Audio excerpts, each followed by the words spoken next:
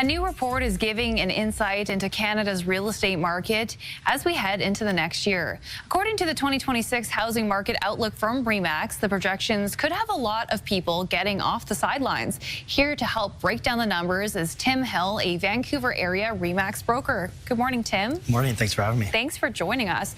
So we know it's been a turbulent year for the Canadian housing market and the economy as a whole. So what do the numbers show about how Canadians have navigated this difficult time? Yeah, this year's been a lot of uncertainty definitely out there.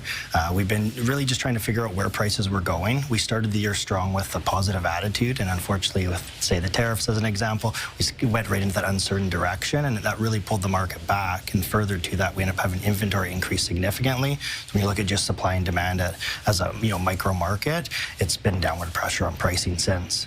Okay, that's interesting. And the forecast expects national home sales to increase by at least 3.4% next year. So what does that mean here in the Metro Vancouver area? Yeah, in Vancouver, we will see a downward trend on both number of sales as well as pricing. But from the national perspective, there's been a lot of sellers markets out there, surprisingly. I know we get sort of just looking at Vancouver as one area, but nationally, the market actually has done okay.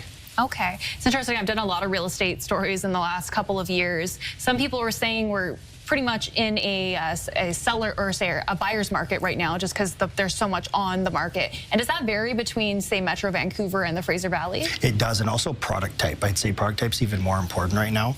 Condo market is in much more of a buyer's market. Townhomes tend to be a bit more balanced, but they still hover in the buyer's side. And then you get a little bit more turnover on the detached side because real estate's on sale right now, so prices are great when you're looking.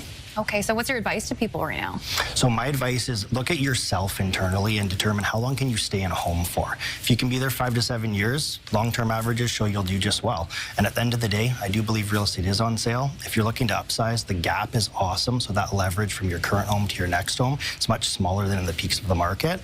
We definitely get caught up on pricing. So of course, your home's not worth what it was in 2022, but the home you're buying also isn't. So if you look at that leverage gap and see, does it work for you and can you sustain that new mortgage as well?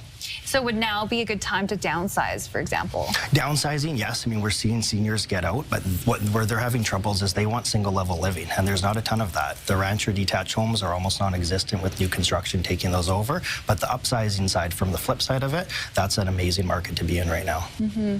And all levels of government have stepped up efforts regarding affordable homes. So what role should they be playing in all of this? Well, it's a really difficult one only because they are really playing, I guess, puppeteering a little bit with it. And when there's too much intervention, that creates even further uncertainty. And if we don't have consumer confidence, the market just can't get going. And right now we're in that sort of stagnant stage where people are uncertain where it's going, and you do need a professional to help you navigate it. Any surprises right now that you don't think people are aware of? I think the biggest thing that people aren't realizing is that leverage gap I mentioned, but also that you can buy your next home subject to the sale of your current home.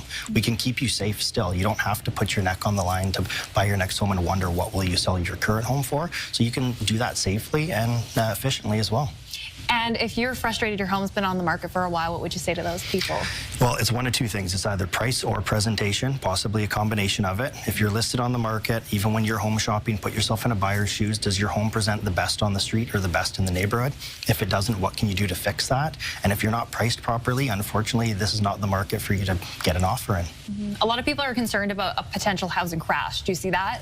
You know, we've talked about bubbles and things for years. I've been in the industry for 18 years now, and I mean, if we had a bubble then, what is today? So I think at the end of the day, it's an economic uncertainty that we're facing right now, and it's really an adjustment. Prices did inflate significantly through COVID, and they inflated at a really rapid pace with super low interest rates that just weren't sustainable.